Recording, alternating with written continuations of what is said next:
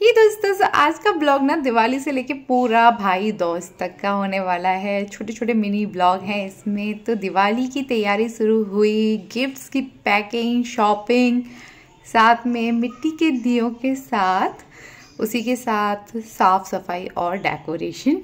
तो इसके बाद दिवाली के बाद आ गया गोवर्धन पूजा। तो गोवर्धन पूजा पर ना हमारे घर पर एक अलग तरह का प्रसाद बनता है, जो कि आए थे आपको नॉर्थ इंडिया में सारे में ही देखने को मिल जाएगा। और जहाँ भी ये वृंदावन के आसपास का एरिया है वहाँ आपको ये गोवर्धन पूजा पर जरूर मिलेगा। इसको बोलते हैं अन्नकूट की सब्जी। अन्नकूट की सब्जी, इसमें ना सभी तरह की सब्जियाँ आती हैं। बहुत ही छोटे छोटे पीसेस होंगे, लेकिन इसमें ना आपको ढेरों सारे तरह की सब्जियां मिलेंगी। कहते हैं 108 तरह की सब्जियां होती हैं। तो जो सब्जियां आपने अपनी लाइफ में कभी नहीं देखी होती, वो सब्जियां भी आज आपको देखने को मिल जाती हैं। तो आज अभी हम लोग सब्जियों को पहले हमने अच्छे से वॉश किया, उसके बाद कट कर रहे हैं। तो इसमें आज ईशानी भी मेरी हेल्प करा रही है। तो इसमें बहुत थोड़ी सी काफ़ी सारी सब्जियां हैं।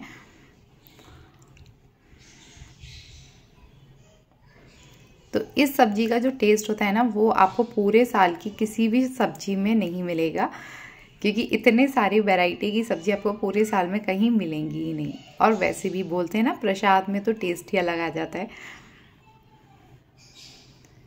तो इन सभी सब्जियों को कट करने के बाद इसे एक बड़ी सी लोहे की कढ़ाई में हमने छौंक दिया है सारे मसाले के साथ। तो अब ये धीरे धीरे भुनती हुई बनेगी। और उसी के साथ आज यहाँ पे बनेगा कड़ी भात। तो कड़ी भात में जो भात होता है उसमें होते हैं चावल और साथ में बाजरे का भात। तो देखो, एक साइड ये सब्जी भुन रही है। ये है बाजरा। बाजरे को ना गर्म पानी में भिगो कर रखा हुआ था, जिससे फूल जाए अच्छे से। और पहले के टाइम पे तो ना खल्लड़ मूसली से बाजरे को कूट कूट के साफ़ किया जाता था, लेकिन अब एडवांस ज़माना आ गया है, तो अब मिक्सी से ही साफ़ कर लेते हैं।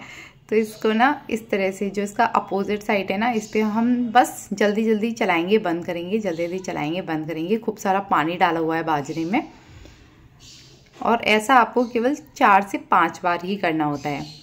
उसके बाद इस बाजरे को धोना होता है, क्योंकि बाजरा पिसना नहीं चाहिए। केवल ऊपर वाला छिलका जो हमने बाजरे को फुला के निकाला हुआ है, वो पानी में तैरता हुआ ऊपर आ जाना चाहिए। तो अब क्या करेंगे, हम साफ पानी से इसको धोते जाएंगे कुछ इस तरह से। और बाजरे में से ऊपर का जो दाना है वो नीचे बैठ जाएगा भारी होके, और ऊपर का छिलका पानी के साथ साथ इस तरह से निकलने लगेगा। तो इस प्रोसीजर को, धोने वाले प्रोसीजर को भी 4 से 5 बार करना है साफ पानी के साथ, तब जाके बाजरा साफ होगा। एक और बार हम इसी तरह से चलाएंगे। ये देखो, कुछ इस तरह से जल्दी जल्दी चलाना है। पीस मत लेना भाई बाजरे को, फिर कहोगे कि बाजरा भी निकल गया साथ में सारा। फिर से इसे ऐसे ही शुद्ध पानी के साथ धोना है।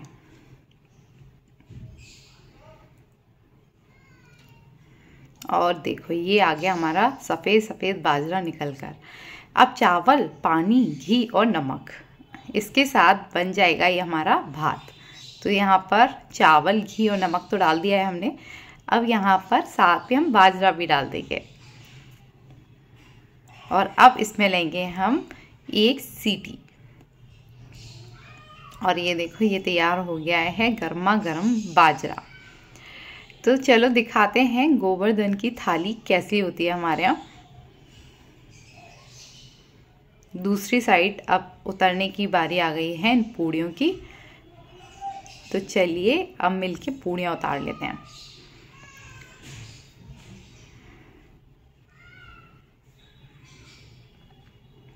तो ये है कड़ी,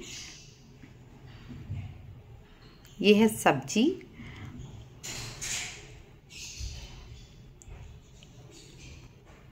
ये है भात, और ये हैं पूड़ियाँ। तो अब लगाएंगे थाली। तो थाली में क्या क्या होगा आज, ये थाली स्पेशल थाली है। पूरी साल में एक ही बार देखने को मिलती है गोवर्धन पूजा वाले दिन, जिसमें होती है गड्ढ की सब्जी, सूखी सब्जी, कड़ी, भात, रायता, पूड़ियाँ और साथ में कुछ मिठाई। तो देखिए, ये हो गई हमारी गोवर्धन पूजा की थाली तैयार। आपके यहाँ कैसी थाली होती है गोवर्धन पूजा पर, एक बार ज़रूर कमेंट करके बताना। और इसको खाने का तरीका ना एकदम से अलग है। वैसे तो कड़ी भात लोग अलग अलग तरीके से खाते हैं, लेकिन मुझे जो तरीका पसंद है, इसमें ना भात में बहुत सारी सब्जी मिला के ऊपर से थोड़ा सा घी डाल के और फिर कड़ी के साथ इसे खाने में जो मज़ा आता है वो पूरी साल इंतज़ार करने के बाद ही आपको नसीब होता है।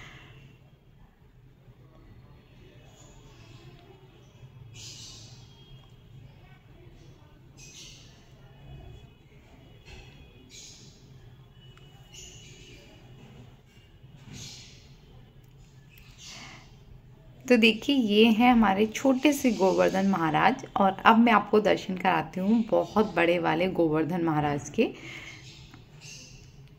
जो कि मंदिर में रखे जाते हैं। और इसकी अभी हम रात को गए परिक्रमा लगाने, तो आप देख सकते हो कितने सुंदर गोवर्धन महाराज बने हुए हैं मंदिर में।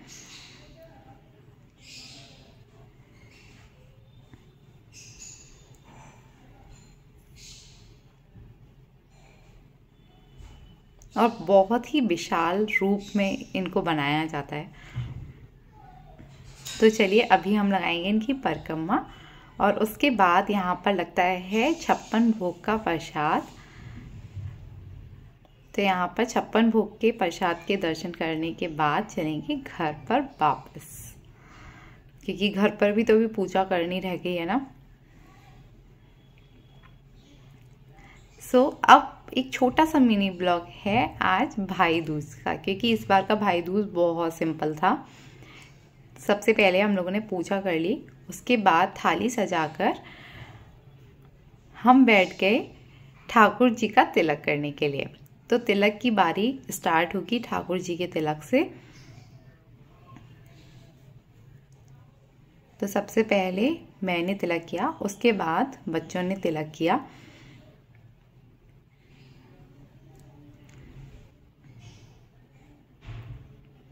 और उसके बाद बारी आई ईशानी इनाया की खुद के एक दूसरे के तिलक करने से। दौज के लिए ये दोनों ही ट्रेडिशनल कपड़ों में हर साल बहुत ही मन से तैयार होती है। और बच्चों को भाई दूज और राखी का बहुत ही इंतज़ार रहता है, क्योंकि इस दिन इनको तिलक के साथ ही साथ बहुत सारी चॉकलेट्स और गिफ्ट्स भी मिलते हैं। और उसके बाद बारी आई बड़ों के तिलक की। तो इस बार का तिलक हुआ वीडियो कॉल पर। तो आज की टेक्नोलॉजी को यूज़ करते हुए वीडियो कॉल पर ही तिलक हो गया।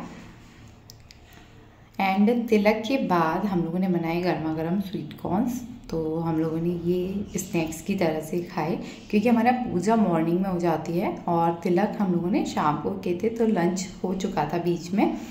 तो उसके बाद हमने ये स्वीट कॉर्न खाए और उसके बाद हम लोग आ जाएंगे बाहर।